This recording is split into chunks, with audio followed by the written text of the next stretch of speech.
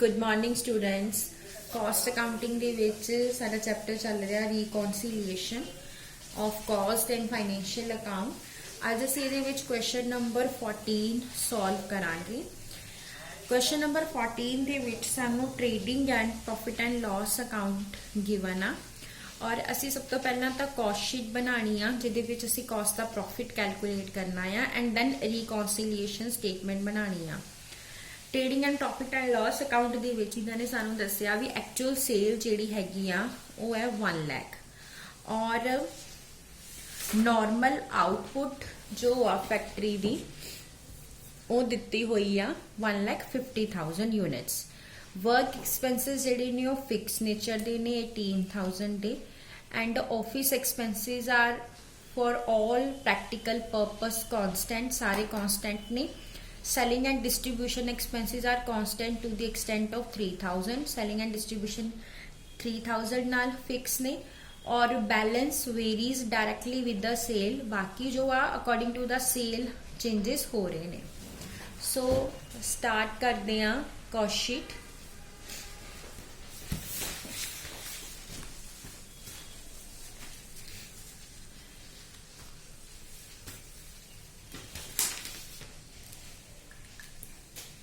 Cost sheet बनाने तुहानू पता ही असी कॉस्ट शीट स्टार्ट करते होंगे अपने direct material and direct wages तो एंड उस तो बाद असी सारे एक्सपेंसिस पाने हैं और जो सानू इन्होंने दिता होया फिक्स्ड ने वेरीएबल ने सानू उहदे अकॉर्डिंग चेंजिस जिहड़े हैगे वो करने पैने आ, उन्होंने एडजस्ट करना पैना है। सो स्टार्ट करते हैं।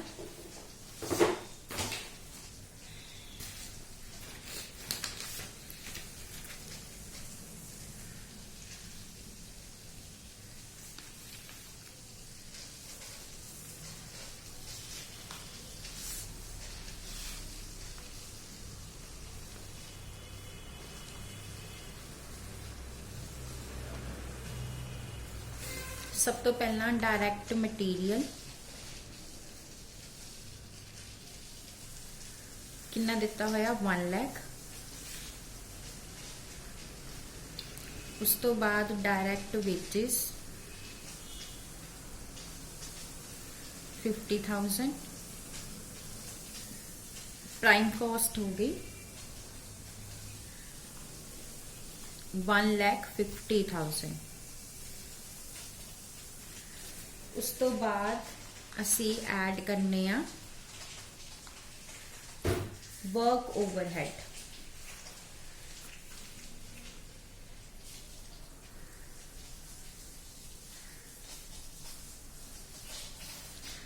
वर्क ओवरहेड 30,000 टोटल दिते हुए आ और उन्होंने कहा सीगा कि जिहड़े फिक्स नेचर दे ने वो 18,000 दे आ। सो असी इनू दो कैटेगरीज दे विच डिवाइड कर लेना, फिक्स्ड एंड वेरीएबल। टोटल ने 30,000 दे, फिक्स ने 18,000 दे। इहदा मतलब 30 चो 18 माइनस करांगे तो वेरीएबल ने 12,000 दे। हुण ये जिहड़े फिक्स्ड ने असी इन्हां नू चेंज करना है according to the actual sale, क्योंकि साडी जो एक्चुअल सेल हुई आ वो हुई आ 1 लाख यूनिट दी। सो इनू मल्टीप्लाई कर देना 1 लाख ना और जो नॉर्मल आउटपुट आ वो दिती हुई आ 1,50,000। सो 1,50,000 ना डिवाइड कर देना।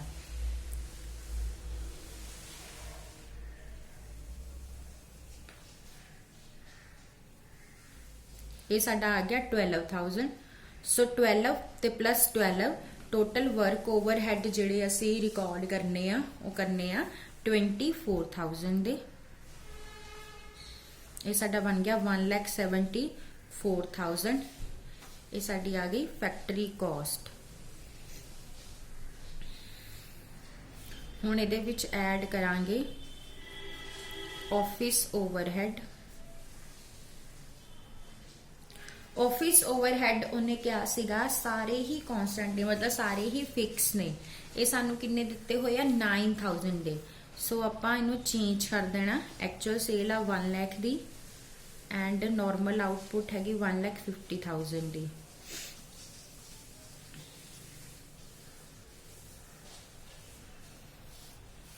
ये साडा आ गया 6000।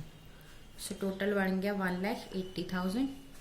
हुण इहदे विच ऐड करांगे, ये साडी आ गई कॉस्ट ऑफ प्रोडक्शन। हुण ऐड करांगे selling and distribution overhead. Selling and distribution overhead सानू किन्ने दे दिते हुए आ 6,000 दे, और ਇਹਦੇ ਵਿੱਚ ਸਾਨੂੰ ਕਿਹਾ ਆ कि 3,000 ਜਿਹੜੇ ਨੇ ਫਿਕਸ ਆ। ਸੋ ਇਹਨੂੰ ਆਪਾਂ ਦੋ ਕੈਟੇਗਰੀਜ਼ ਚ ਡਿਵਾਈਡ ਕਰ ਲੈਣੇ ਆ, ਫਿਕਸਡ ਐਂਡ ਵੇਰੀਏਬਲ। 6 ਚੋਂ 3 ਫਿਕਸ ਆ, ਇਹਦਾ ਮਤਲਬ 3 ਵੇਰੀਏਬਲ ਆ, ਔਰ ਫਿਕਸ ਨੂੰ ਅਸੀਂ ਚੇਂਜ ਕਰਨਾ ਆ 1 ਲੱਖ ਨਾਲ ਮਲਟੀਪਲਾਈ ਕਰਕੇ 150 ਨਾਲ डिवाइड कर लेना। ये साडे आ जाएंगे 2,000, 2 ते प्लस 3 कितना हो गया 5,000। सो टोटल आ गया 1,85,000। ये साडी आ गई टोटल कॉस्ट। और सेल कितनी दिती हुई है सानू क्वेश्चन दे विच 2 लाख दी।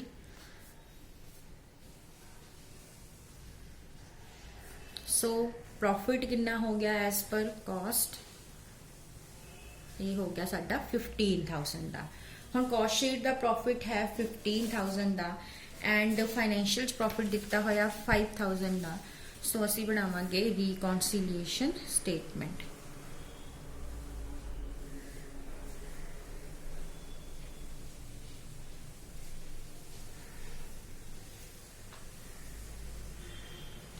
Profit as per cost book ले लेने हैं 15,000 एड एंड लेस। हुण यही 3 चीज़ां ही अलग होणगियां। वर्क ओवरहेड इत्थे दिते हुए आ 30,000 दे, कॉस्ट विच ले आ 24 दे। सो अंडर अब्जॉर्प्शन आ, उहदा प्रॉफिट वध गया, हुण असीं घटा दांगे अंडर अब्जॉर्प्शन ऑफ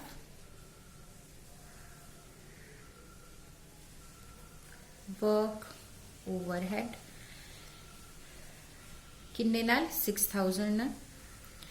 ਇਹਦੇ ਵਿੱਚ ਸਾਰੇ ਮੈਨੂੰ ਲੱਗਦਾ ਲੈਸ ਹੀ ਹੋਣਗੇ ਕਿਉਂਕਿ ਸਾਰਿਆਂ ਦੀ ਅੰਡਰ ਅਬਜ਼ੌਰਪਸ਼ਨ ਹੀ ਹੋਈ ਆ। ਆਫਿਸ ਓਵਰਹੈਡ ਵੀ 9 ਦੀ ਜਗ੍ਹਾ 6 ਲਏ ਨੇ। So under absorption of office overhead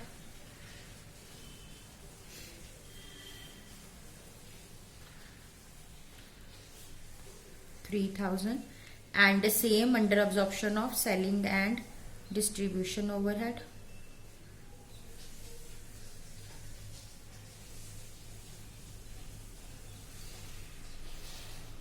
$1,000। So 15,000 जो 10,000 माइनस करांगे 5,000 साडा आ जाएगा profit as per financial books.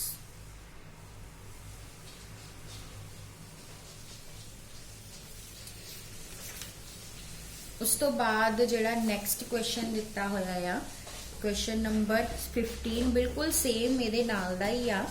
इहदे विच भी सानू सेल दित्ती है 1,50,000 दी ते नॉर्मल आउटपुट हैगी 1,25,000 दी। ट्रेडिंग एंड P&L दिता, पहला कॉस्ट शीट बना लैनी आ। इत्थे असी जिहड़ियां फिक्स्ड फिगर्स ने ठीक आ उन्हां नू मल्टीप्लाई करांगे 150 ना डिवाइड करांगे 125 ना ठीक है।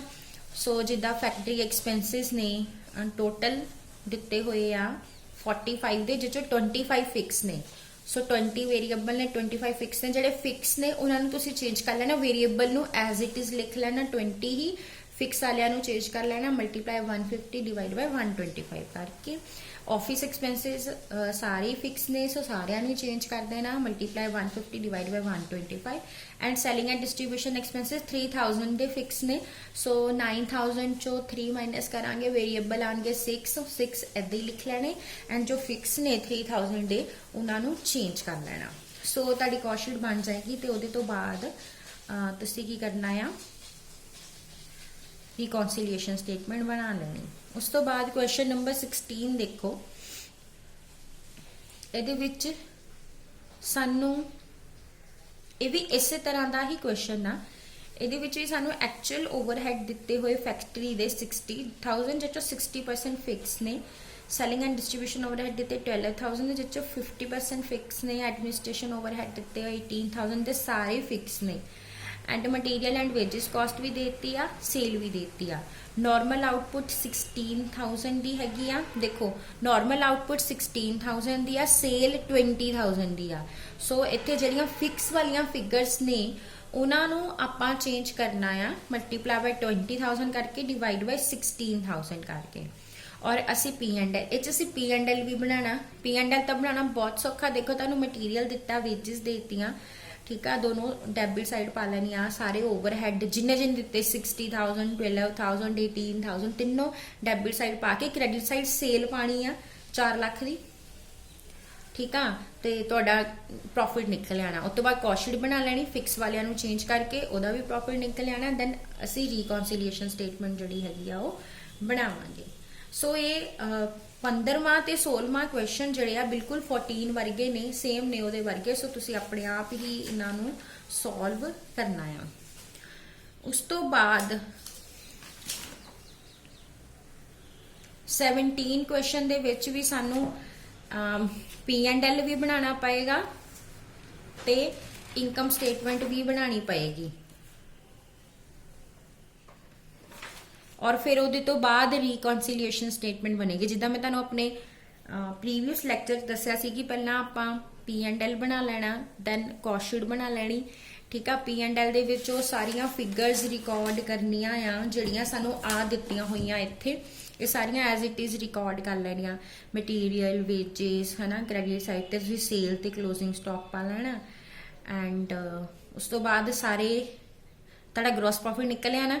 फैक्ट्री ओवरहेड भी ले लेने, ग्रॉस प्रॉफिट निकल आना विचों। फिर administrative overhead, selling and distribution overhead, bad debts, preliminary expenses, legal charges, ये सारे डेबिट साइड ते पाने। Dividend received and interest on deposit received तुसीं क्रेडिट साइड ते पाना है, ठीक है। तुहाडा प्रॉफिट निकल आएगा, profit as per financial accounts, simple आ बिल्कुल, ठीक है। जदों कॉस्ट शीट बनानी है फिर कॉस्ट शीट के फॉर्मेट च बनानी पएगी, क्योंकि सानू इत्थे क्लोजिंग स्टॉक भी गिवन ने, फिनिश का भी गिवन है एंड WIP का भी गिवन है। सो पहला आप ले लेना direct material and direct wages, उन्होंने ऐड करांगे, साडी आएगी प्राइम कॉस्ट। दैन फिर उहदे तो बाद फैक्ट्री ओवरहेड आ जाने हैं। फैक्ट्री ओवरहेड दे विच 3,80,000 दे तुहाडे फैक्ट्री ओवरहेड ने। एक मिनट, असी शायद इत्थे सानू नैक्सट ते दिता होया कि एक्चुअल जो डायरैक्ट मटीरियल लगाया गया वो 280 आ। सो आपां कॉस्ट शीट च मटीरियल 2.5 लाख का नहीं 280 ना लेना, P&L च 2.5 लाख ना लेना, ठीक है। बाकी सारा सेम आ। फैक्ट्री ओवरहेड वो कहता है कि प्राइम कॉस्ट का 20% लाओ, साड़ी प्राइम कॉस्ट ते ला देना। एडमिनिस्ट्रेटिव ओवरहेड पर यूनिट करके मल्टीप्लाई करके पा देनी है, ठीक है, क्योंकि साडे कोल टोटल प्रोडक्शन जिहड़ी आ वो कट देख लैनी। देखो 1,20,000 दी सेल आ ते 40,000 दा फिनिश स्टॉक आ। सो टोटल प्रोडक्शन 120 + 40 160 दी आनी आ। सो तुसी एडमिनिस्ट्रेटिव ओवरहेड 160 ना मल्टीप्लाई करके पाने आ 3 रुपए करके। उस तो बाद जिहड़ा क्लोजिंग स्टॉक हैगा आ वो तुसी कॉस्ट ऑफ प्रोडक्शन के अकॉर्डिंग ही कैलकुलेट करना कितना आया, फाइन। एंड दैन क्योंकि सैलिंग एंड डिस्ट्रीब्यूशन ओवरहेड दिते हुए ने 4 रुपए पर यूनिट सोल्ड और सेल ते लाने आ, फिर सारी टोटल कॉस्ट आ जानी है एंड प्रॉफिट निकल आना। फिर इदां ही तुसी रिकॉन्सिलिएशन स्टेटमेंट बना के जिहड़े आंसर कढ लेना। सो क्वेश्चन नंबर 17 तक तुहाडे क्वेश्चंस कंप्लीट ने और ये तुसी कर लेने आ। जे किसी दा कोई नहीं निकलेगा तो तुसी मैनूं दस सकदे हो। उस तो बाद नैक्सट लैक्चर च नैक्सट क्वेश्चन जिहड़ा करांगे। Thank you.